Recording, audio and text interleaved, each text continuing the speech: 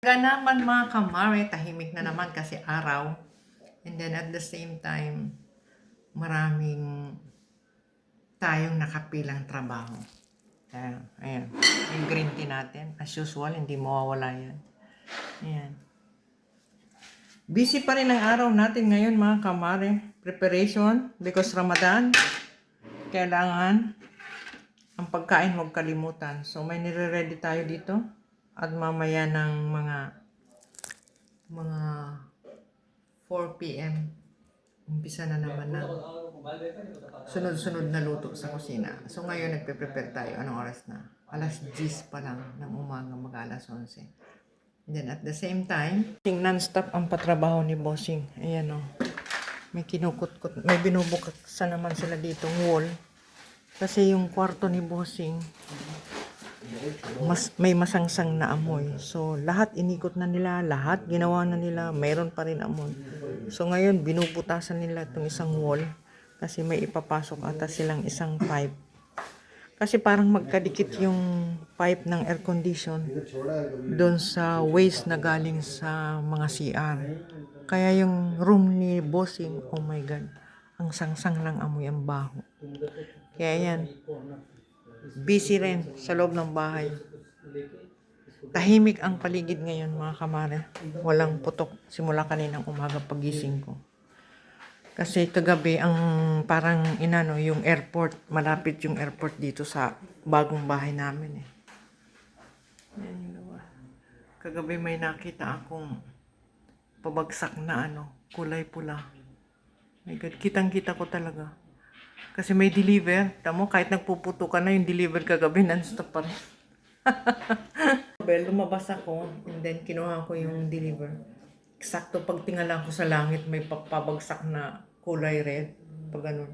Malapit yung airport dito, yung bagong airport. So parang sinisimulan nilang pasabugin ang airport dito. Ang laki-laki niyan, bago. So harinawa mamayang gabi. Naku, wag naman sana. Kasi kagabi, sunod-sunod yung putok kagabi, mga bandang alas 8 ng gabi or 7, mga ganyan. And then after noon, pagkatapos noon, hanggang magdamag, wala na. Hanggang ngayon, wala pa rin. So, harinawa. Pero sabi nila, parang naghahanap lang ng timing ba. So, hindi pa rin tapusan. Hindi pa rin tapos. So, hindi pa rin tayo pakapanatag mga kamari. So, huwag naman sana. Pero ganun pa man, patuloy pa rin trabaho natin. Operation. Kasi Ramadan. Yung habang kumakain sila kagabi. Tapos sabay pumutok tayuan sa lamesa. Hindi nila natapos yung kinakain nila. Okay. So, yan muna ang ating ganap mga kamari. Tumulog na naman mga kamami, kaya nagtaranta na naman kami ngayon. Yung dalawang makulit sa kaisip. Asan yung basurahan niya?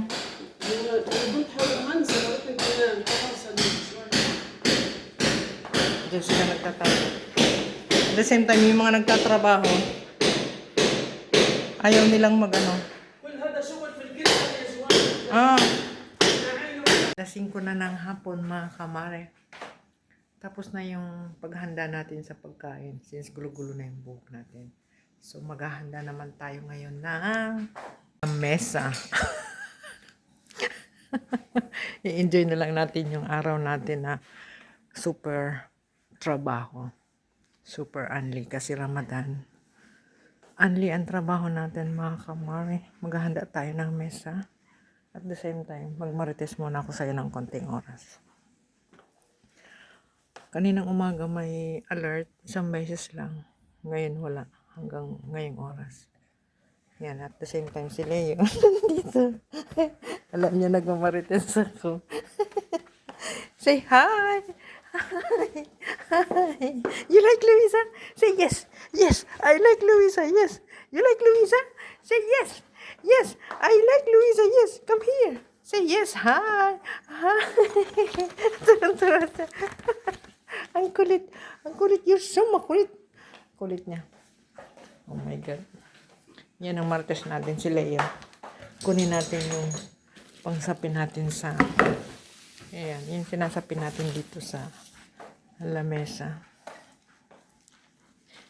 5 lang naman silang kakain. So, yan ang, yan. Habang nagsasalita ako, sinusundan niya. Leo, you want to help me? You want to help Luisa? Come here. Bueno, come here. Come here. Bueno, you're here. Ang kulit eh. Say, you like Luisa? Say yes. Hindi nga ibibigay niya yung isa niyang pa. Say yes. You like Luisa? Say yes. You like Luisa? Say yes. Yes. Yes, you like Luisa? Say yes. Say yes. You like Luisa? Say yes. Yes. Ayaw niya. Ayan na, binigay niya na. You're so makulit.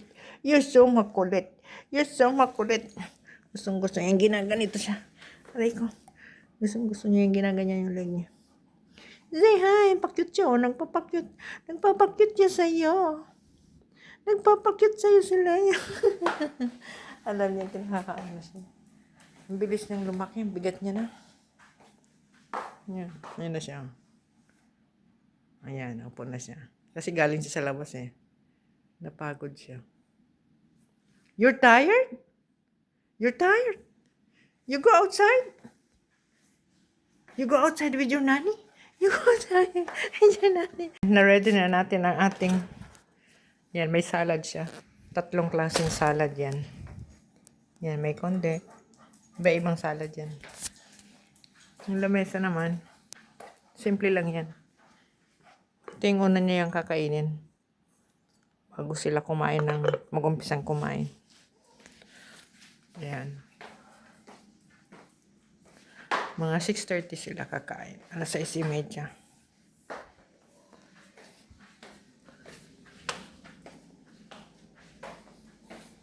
And then may i-ready tayong inumin ni Bossing bago sa kakain.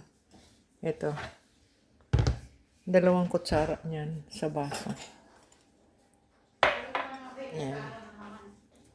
At yung kapitbahay natin, nagbigay na naman. Paborito yan ni Joseph. So, okay lang. Yung kapitbahay namin, mga tinapay ito. Initin natin siya. Gusto to ng isang makulit namin. Silagay natin dito para mainit.